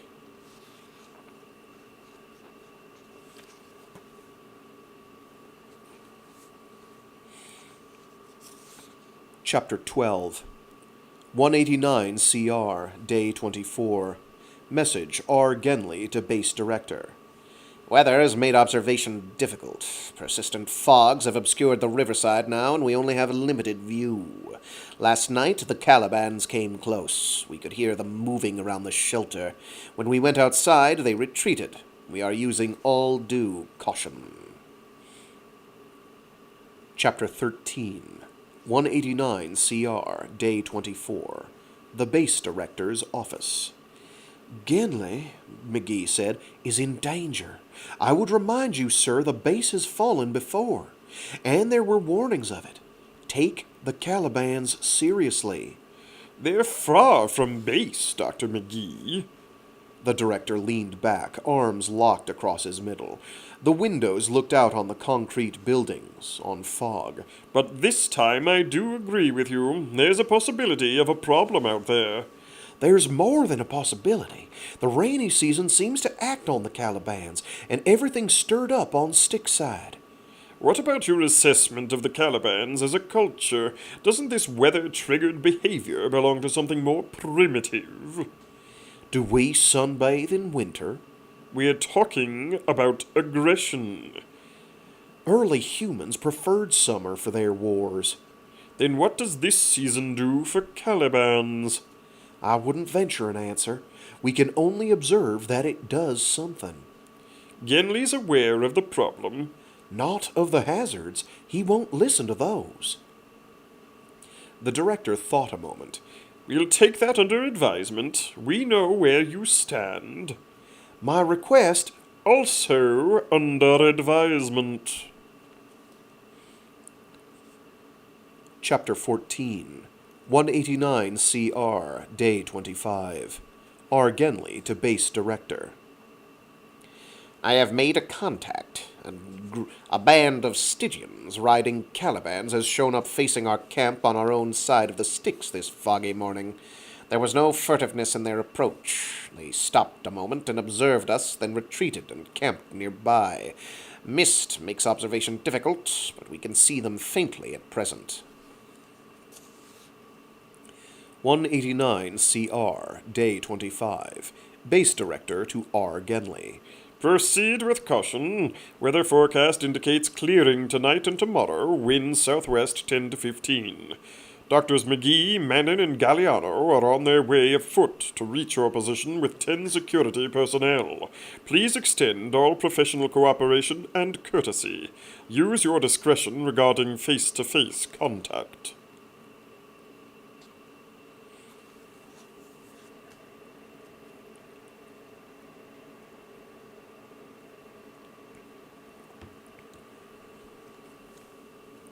Chapter 15, 189 CR, Day 26. Styxside Base. They reached the camp by morning, staggering tired and glad enough of the breakfast they walked in on with hot tea and biscuits. Hardly necessary for you to trek out here, Genly said to McGee.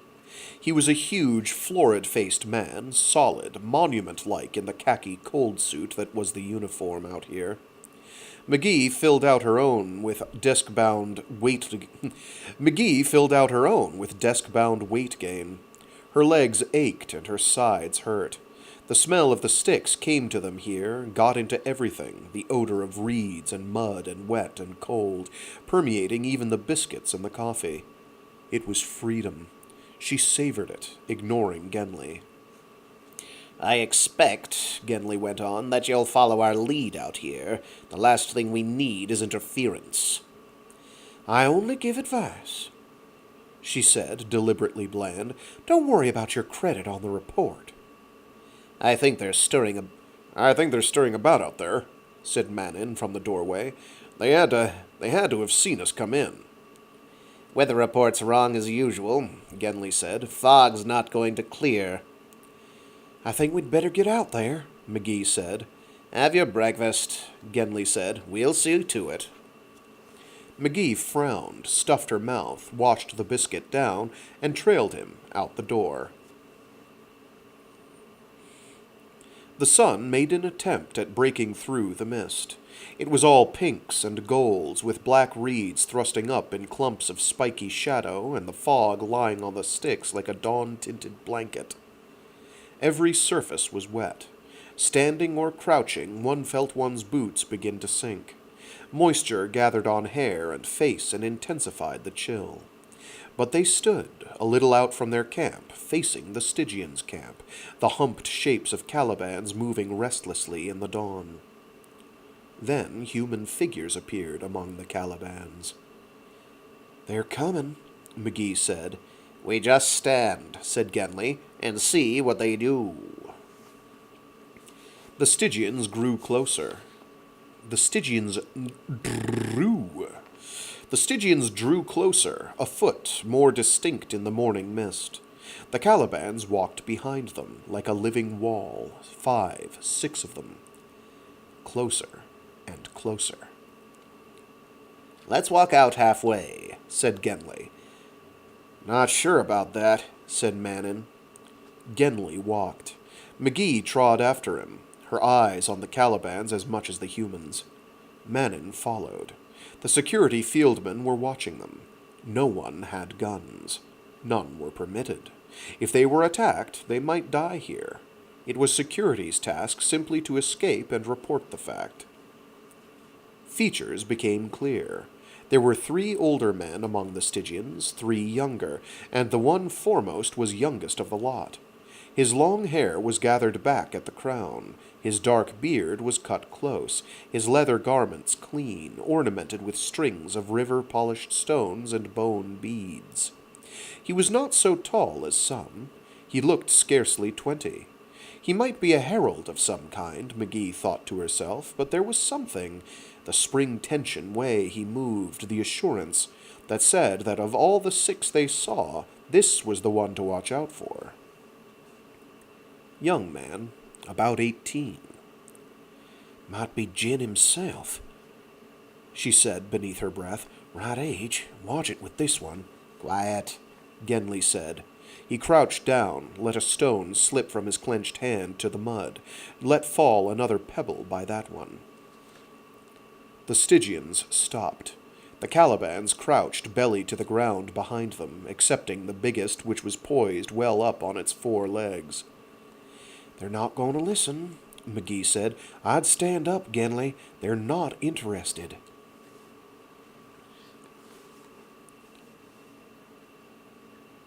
Genly stood, a careful straightening, his patterning effort abandoned. I'm Genly, he said to the Stygians. Jin, said the youth. The one who gives orders on the sticks. That Jin, yes. The youth set his hands on hips, walked carelessly off to riverward, walked back again a few paces. The Calibans had all stood up. Genly. McGee said tautly. He's Manning. McGee. Yes. Another few paces, not looking at them, and then a look at Genly. This place is ours. We came to meet you in it, said Genly. To talk. The young man looked about him, casually curious, walking back to his companions. This is an insult, McGee suspected, without any means to be sure. He's provoking us. But the young face never changed. Jin, McGee said, aloud and deliberately, and Jin looked straight at her, his face hard. You want something? McGee asked. I have it, Jin said, and ignored her to look at Genly and Manin. You want to talk. You have more questions. Ask. No, McGee thought, sensing that civility was the wrong tack to take with this youth. Not interested, she said. Genly, Manin, come on. The others did not move. We'll talk, Genly said. McGee walked off, back to the camp. It was all she had left herself to do. She did not look back. But Genly was hard on her heels before she had gotten to the tent. McGee!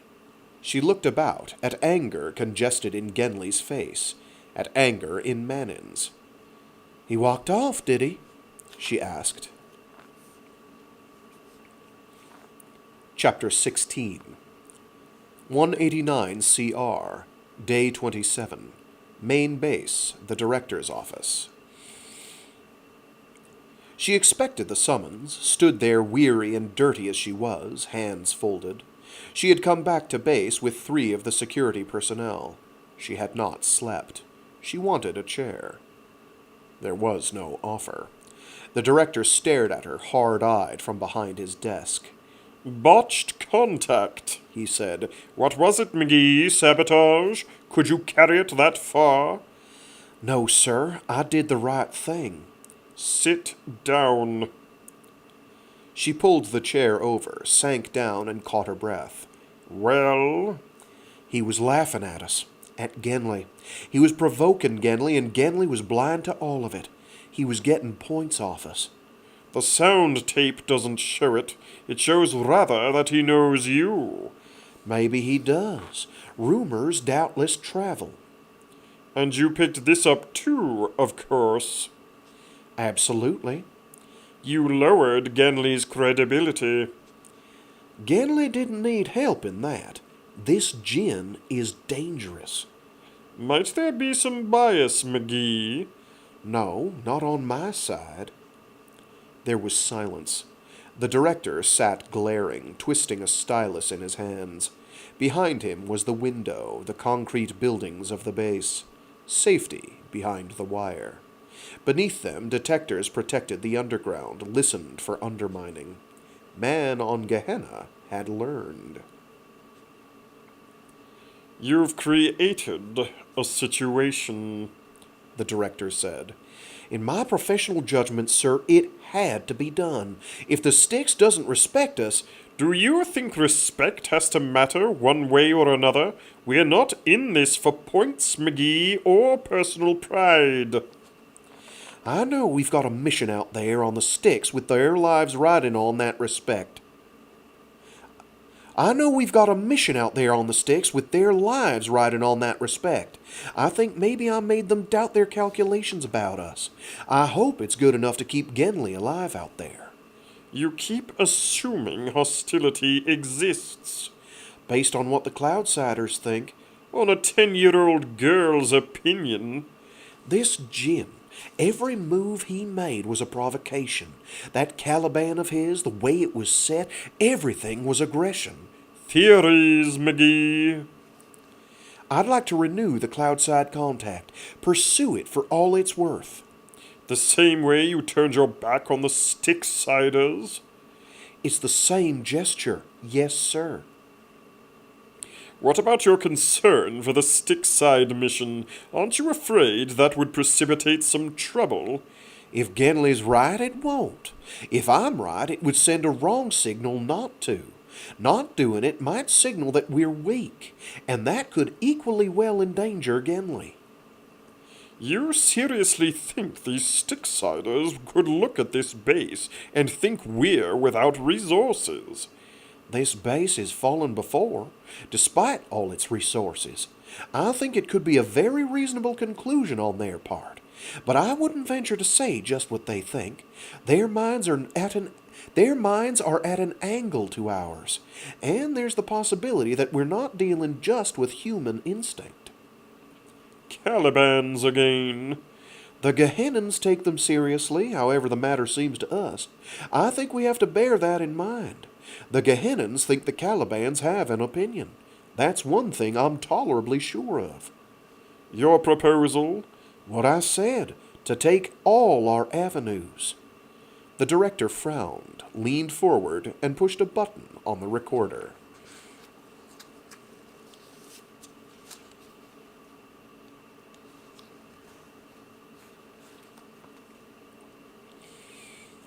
Chapter 17. Report from Field. R. Genly. The Stygians remain, watching us as we watch them. Today there was at least a minor breakthrough. One of the Stygians approached our shelter and looked us over quite openly. When we came toward him, he walked off at a leisurely pace. We reciprocated and were ignored. Chapter 18. Styxside. Sit, said Jin, and Genly did so, carefully, in the firelit circle.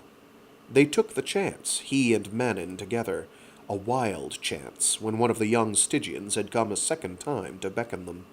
They walked alone into the camp, among the Calibans, unarmed, and there was the waft of alcohol about the place. There were cups passed. Quickly one came their way as they settled by the fire. Genly drank first, trying not to taste it. It was something like beer, but it numbed the mouth. He passed the wooden cup on to Manon and looked up at Jin.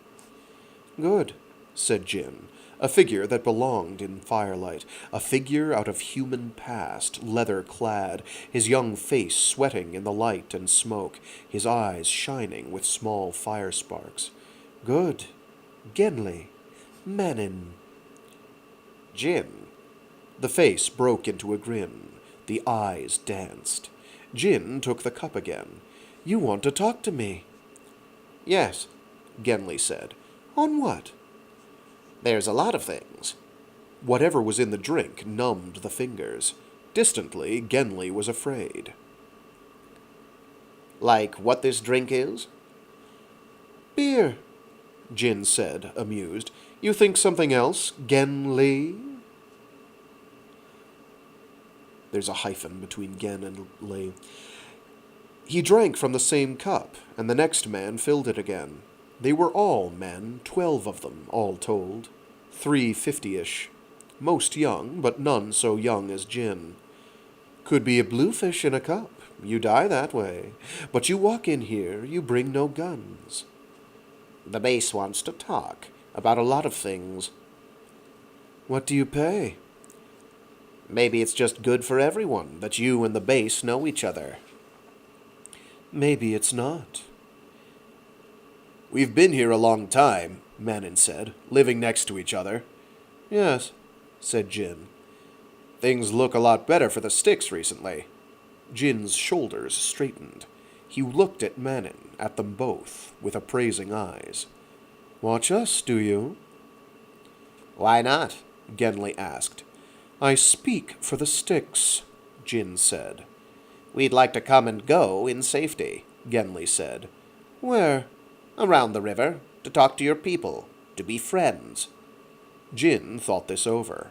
Perhaps, Genly thought, sweating, the whole line of approach had been wrong.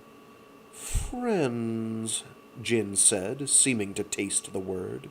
He looked at them askance. With starmen. He held out his hand for the cup, a line between his brows as he studied them. We talk about talking, Jin said. 189 CR, Day 30. Message, R. Genly to Base Director. I have finally secured a face-to-face meeting with the Stygians. After consistently refusing all approach since the incident with Dr. McGee, Jin has permitted the entry of Dr. Manon and myself into his camp. Apparently their pride has been salved by this prolonged silence and by our approach to them. Finding no further cause for offense, they were hospitable and offered us food and drink. The young Stygian leader, while reserved and maintaining an attitude of dignity, began to show both humor and ease in our presence, altogether different than the difficult encounter of 4 days ago. I would strongly urge, with no professional criticism implied, that Dr. McGee avoid contact with the Sticksiders in any capacity. The name McGee is known to them and disliked, which evidences, perhaps, both contact between Styx and Cloud, and possibly some hostility, but I take nothing for granted.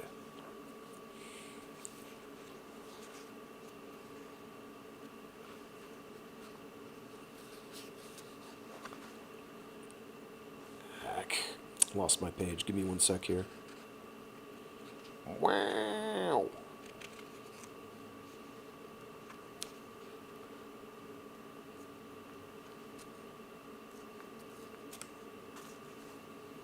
Oh, I see how it is. There it is. Okay.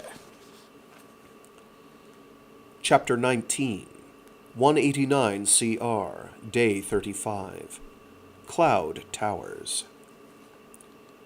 There was surprisingly little difficulty getting to the towers of the Cloud. There looked to be, even more surprising, only slightly more difficulty walking among them. McGee came alone, in the dawning, with only the recorder secreted, well, sufficiently advanced technology. They're not there yet. If this were a culture novel by Ian M. Banks, it could have been secreted, but it is secreted. McGee came alone in the dawning, with only the recorder secreted on her person and her kit slung from her shoulder, from the landing she had made upriver. She was afraid, with a different kind of fear than Jin had roused in her. This fear had something of embarrassment, of shame, remembering Eli, who would not, perhaps, understand. And now she did not know any other way but simply to walk until that walking drew some reaction. There would be a Caliban, she had hoped, on this rare, clear winter day. A girl on a Caliban would come to meet her, frowning at her a bit at first, but forgiving her.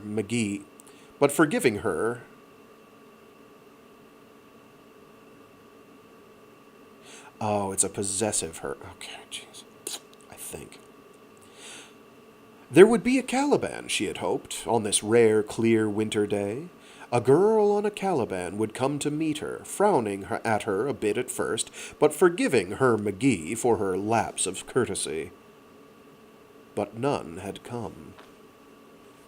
Now before her loomed the great bulk of the towers themselves, clustered together in their improbable size. City, one had to think. A city of earth and tile, slant-walled, irregular towers the color of the earth, spirals that began in a maze of mounds. She knew First Tower, nearest to the river, so Eli had said. She passed the lower mounds through eerie quiet, past folk who refused to notice her. She passed the windowed mounds of ordinary dwellings, children playing with aerials, calibans lazing in the sun, potters and woodworkers about their business in sunlit niches in the mounds, sheltered from the slight nip of the wind, walked to the very door of First Tower itself. A trio of Calibans kept the inner hall. Her heart froze when they got up on their legs and made a circle about her, when one of them investigated her with a blunt shove of its nose and flicked a thick tongue at her face. But that one left then, and the others did, scrambling up the entry into the tower. She was not certain it was prudent to follow, but she hitched up her kit strap and ventured it, into a cool earthen corridor clawed and worn along the floor and walls by generations of Caliban bodies. Dark, quite dark, as if this was a way the Cloudsiders went dark, quite dark, as if this was a way the Cloudsiders went on touch alone. Only now and again was there a touch of light from some tiny shaft piercing the walls and coming through some depth of the earthen construction. It was a place for atavistic fears, bogies, creatures in the dark. The Cloudsiders called it home. In the dim light from such a shaft, a human shape appeared, around the dark winding of the core. McGee stopped, abruptly. "To see Eli," she said when she got her breath. The shadow just turned and walked up the incline and around the turn. McGee sucked in another breath and decided to try following. She heard the man ahead of her, or something ahead, heard slitherings too, and pressed herself once against the wall, as something rather smallish and in a hurry came bolting past her in the dark. Turn after turn she went up following her guide, sometimes now past doorways that offered momentary sunlight and cast a little detail about her guide. Sometimes there were occupants in the huge rooms inside the sunless core, on which doors opened, flinging lamplight out. In some of them were Calibans, in others knots of humans, strangely like the Calibans themselves in the stillness with which they turned their heads her way. She heard wafts of childish voices, or adult, and let her know ordinary life went on in this strangeness. And then the spiral, which had grown tighter and tighter, opened out on a vast sun-pierced hall, a hall that astounded with its size, its ceiling supported by crazy angled buttresses of earth. She had come up in the center of its floor, where 100 humans and at least as many Calibans waited, as if they had been about some other business, or as if they had known she was coming. They had seen her, she realized suddenly, chagrined. There might easily be lookouts on the tower height, and they must have seen her coming for at least an hour. The gathering grew quiet, organized itself so that there was an open space between herself and a certain frowning woman who studied her and then sat down on a substantial wooden chair. A Caliban settled possessively about it, embracing the chair legs with the curve of body and tail and lifting its head to the woman's hand. Then McGee saw a face she knew, at the right against the wall, a girl who was grave and frowning, a huge Caliban with a raking scar down its side. A moment McGee stared, being sure. The child's face was hard, offering her no recognition. Nothing. She glanced quickly back to the other, the woman. "My name is McGee," she said. "Hello," said the woman, but that much she had guessed. I'm here, McGee said then, because a girl had taught her to talk directly, abruptly, in a passable Cloudside accent, because the Sticksiders have come to talk to us, and because the base thinks we shouldn't be talking to Sticksiders without talking to Cloudside, too. What do you have to say? I'd rather listen. Eli nodded slowly, her fingers trailing over the back of her caliban. You'll answer, Eli said. How is that boy on Stickside? McGee bit her lip. I don't think he's a boy any longer. People follow him.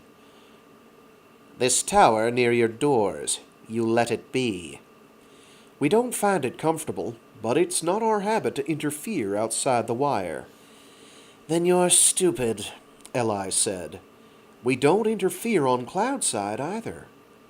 It might have scored a point, or lost one. Eli's face gave no hints. What are you doing here? We don't intend to have a ring of Styx towers cutting us off from any possible contact with you. If we encourage you to build closer towers, it could mean more fighting, and we don't want that either. If you don't intend to interfere with anyone, how do you plan to stop the Sticksiders building towers? By coming and going in this direction, by making it clear to them that this is a way we go, that we don't intend to be stopped. Eli thought that over, clearly. What good are you? We give the Sticksiders something else to think about. Eli frowned, then waved her hand. Then go do that, she said. There was a stirring among the gathering, an ominous shifting, a flicking and settling of Caliban collars, and a pricking up of the Calibans beside Eli. So, said McGee, uneasy in this shifting and uncertain. So, said McGee, uneasy in this shifting and uncertain whether it was good or ill, if we come and go and you do the same, it ought to make it clear that we plan to keep this way open. An aged bald man came and squatted by Eli's side, put his spidery fingers on the Caliban. Eli never looked at him. You will go now, Eli said, staring at McGee. You will not come here again. McGee's heart speeded. She felt ruin happening, all her careful constructions. She kept distress from her face. So the Sticksiders will say what they like and build where they like, and you aren't interested to stop it. Go. Others had moved, others of the peculiar sort gathering about Eli, crouched in the shadows. Calibans shifted. An aerial skittered across the floor and whipped into the Calibans gathering. Of the sane-looking humans there seemed very few. The woman nearest Eli's chair, a leather-clad, hard-faced type, a handful of men of the same stamp, among their gathering of dragons, among lamp-like eyes and spiny crests. The eyes were little different, the humans and the dragons, cold and mad.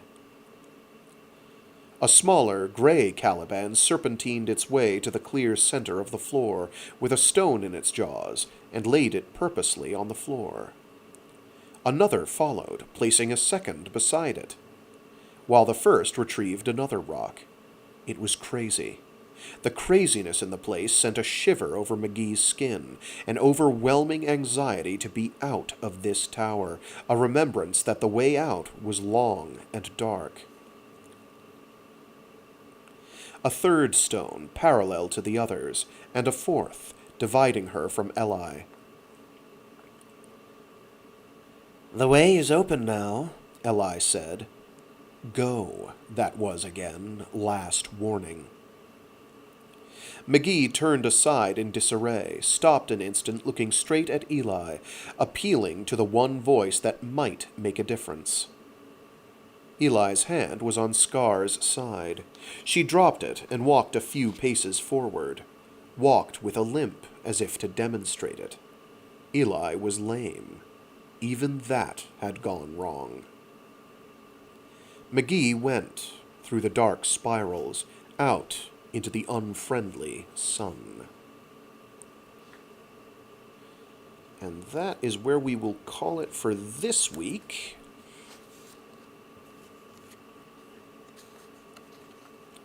And we will continue this next Wednesday and read more of 40,000 in Gehenna.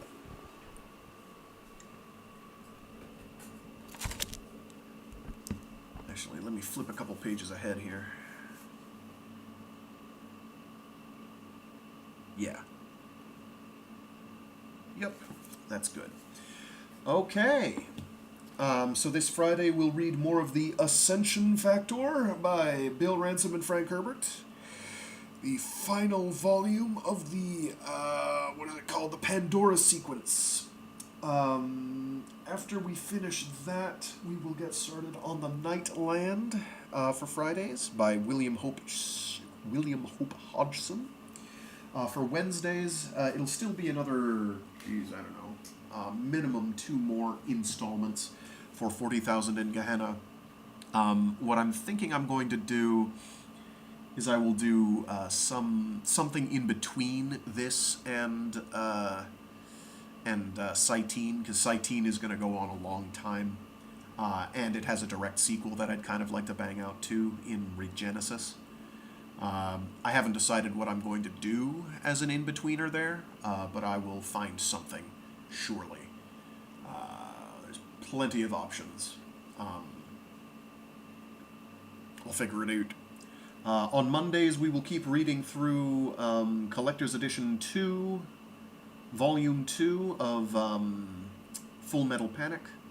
The next Monday, we should be finishing up the Book 5, Ending Day by Day, Part 2.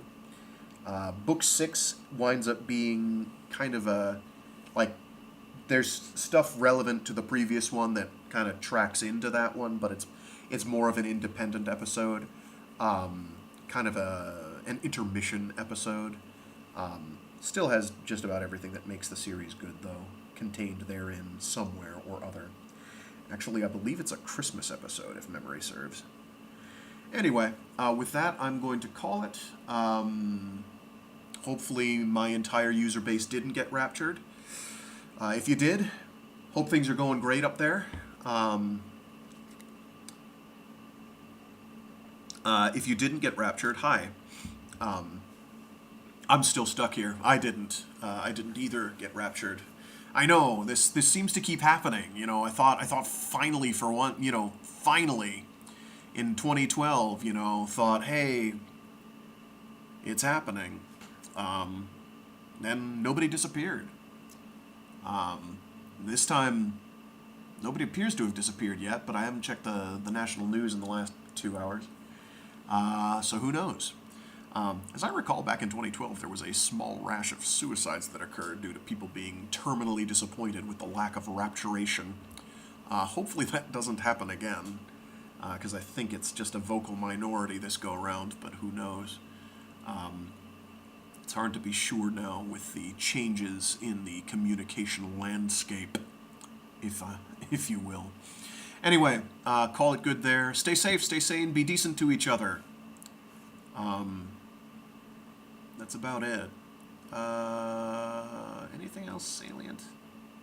Nah, not really. Or is the rapture supposed to happen after today? I don't remember now. They were pretty specific about it being within like a 48-hour period, which is they love being specific, like down to the day. They're really good about that. I don't really understand why they believe that, but I mean, I've seen their, quote, proofs, unquote, and I'm always kind of like, you sure? Absolutely sure? Okay. Then it doesn't happen. I'm like, guess they weren't sure. Wonder what went wrong this time. Anyway, I'll see you all later. Have a good one. And until next time, toodaloozus. Or something. I don't know. Yeah.